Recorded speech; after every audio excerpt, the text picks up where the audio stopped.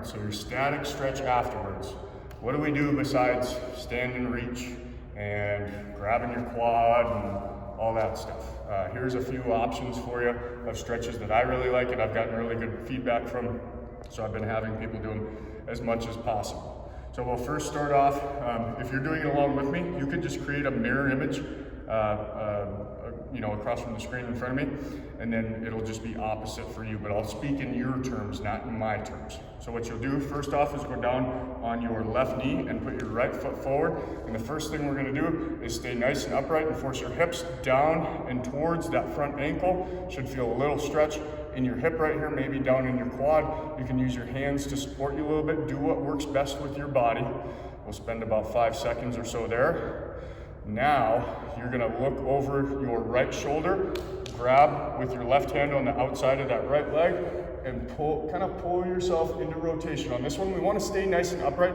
We don't wanna hunch over and do it. Stay nice and upright, about 5 seconds there. Try to see your hands so you get good cervical rotation as well. Okay, now we'll come back to the middle, reach up and back, create some spinal extension through your mid and lower back. About 5 seconds here. Alright, now you'll pin your right hand or your right forearm on the inside of your right leg, and you'll rotate the other way, again staying nice and upright. We'll go about 5 seconds here. Might feel some things going on in your lower back, which can be a good thing. And we'll come back to the middle. Now, move your right foot out in front of you a little bit further than it was before. You're gonna pull your right toe towards you, and then we're gonna try to get your hands on the ground to stretch your hamstring and maybe even in your calf on the back side of that right leg, and really lean into it. It's okay to let the back round here a little bit. If you're really mobile and you need more of a stretch, try to keep your torso nice and straight and lean in that way, okay? But I prefer to go hands on the ground for right now and just lean into it. Okay, now we're gonna put that foot flat on the ground, rock your weight forward. I'm gonna dig in my left toes behind me, okay? And then both hands on the inside of your right foot, and we're gonna extend your left leg so you come up a little bit. From here, you just wanna sink in as much as you can, okay? And from here, we'll open to rotate.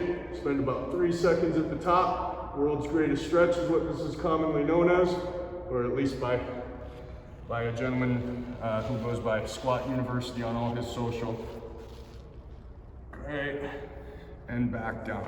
Now with this foot, we're gonna put it out to the side of you, okay? Inside of the foot on the ground or foot flat on the ground. Some people like to keep their foot flat, and I'm just gonna move this other knee further away. So we want a big split in between the knee and the foot here. And what you're gonna do is lean in and rock forward and rock back with your hips. As you rock back, you should start feeling a huge stretch on the inside of that right leg. And we'll just rock forward and back for about 5 to 10 seconds, usually about 3 to 5 times forward and back is usually pretty good. Okay, and if you need more of a stretch, sit all the way back, and you can also rotate opposite. That helps get a little bit bigger stretch on the inside of that leg sometimes, and get some good thoracic mobility too. Now we'll take that right foot, put it back behind you, shoot the left knee forward into a pigeon pose. So pigeon, your foot comes across to the other hip and knee is out in front, okay? If you can get that foot a little bit further in front of you, even better. I have pretty tight glutes, but what we'll do is we'll go down into, if you've never done this one before, just stay up in regular pigeon here, and you should be feeling already a stretch in your glutes on your left side, okay? If you feel good there, then we can go down to the elbows into what they call sleeping pigeon in yoga, and try to relax through your lower back and through your hip and let everything stretch there. I like to rock side to side a little bit just to see if I can deepen the stretch a little bit more. Spend about 5 to 10 seconds here, and good. Okay, we'll come knees back together, nice and upright again. Now you're gonna we'll repeat the same series, but on the other side. So left foot forward, let your hips sink down and towards that front foot. And we want this to be a long lunge. It's not like a regular workout lunge where it's, mostly quad focused or knee hinge focused. We want it to be nice and long here. And you're gonna sink down and forward towards that front foot, feeling a stretch in your right hip here. Now we'll grab on the outside of the front leg with the opposite hand and rotate away trying to see your hand. Okay, come back to the middle. Now we'll reach up and back, creating good extension, probably stretching in that hip a little bit more. If you want an even deeper stretch, you can also tilt to the side a little bit and you'll feel the stretch all the way down through your side. Okay, now we'll put your left arm or left forearm on the inside of your left knee and rotate opposite. Feel it on the inside of that right hip a little bit. Very good. Come back to the front. Sit back a little bit. We'll put that front foot out in front of you a little bit more. Pull the toe towards you. And then we'll lean in. See if you can get both hands on the ground. Should feel a huge, good stretch in your left hamstring and your calf. Maybe even in your lower back a little bit, depending on where you're tight and how your body's built. Okay, now we'll move your left foot out to the side. Big split in between the left foot and the right knee here. Okay, lean into it, and then we're going to do the adductor rocking forward and back. Spend about 5 to 10 seconds there. Again, if you need more stretch, you can also, for whatever reason, going opposite this way helps increase the stretch a little bit, or rotating opposite of it. I prefer to just stay nice and upright. All right, now we're going to take your left foot and bring it back and shoot your right knee forward, back into that pigeon pose. Okay, either stay high or go down into sleeping pigeon for a deeper stretch. Let yourself relax into it as much as you can. Spend a decent amount of time in here.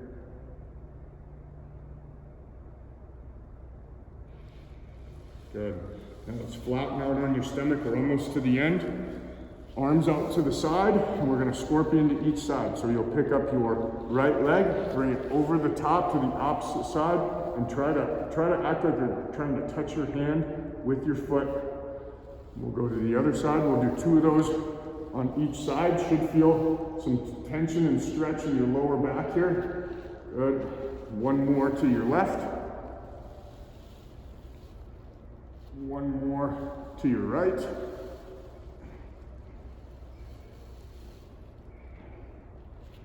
Very good. Okay, now let's get some spinal extension. If you're really tight in your lower back or you have a little bit of an intolerance towards extension, you can stay on your elbows just like this and try to let your torso relax.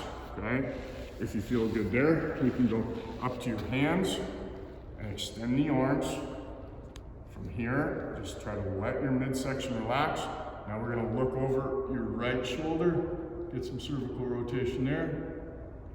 Look over your left shoulder. Look up and back. Good. And flatten out on the ground.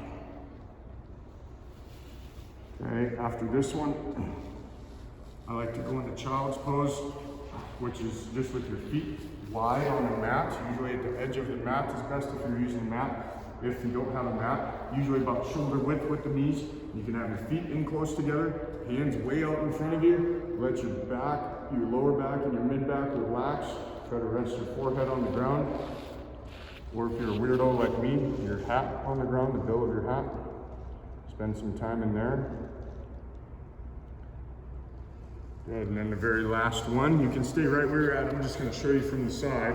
We're going to cat camel. I usually always finish up any stretching with this just because it helps my mid and low back feel good. But all you're going to do is let the middle of your back sag. Okay, you're not really trying to force it hard. It's not like a workout, right? You're just trying to let it sag down as low as you can in your mid and lower back, and then push it up. Again, we're just working on range of motion here. We're not trying to force it up too high. Back down and up. Take your time, and we'll do 1 more of each.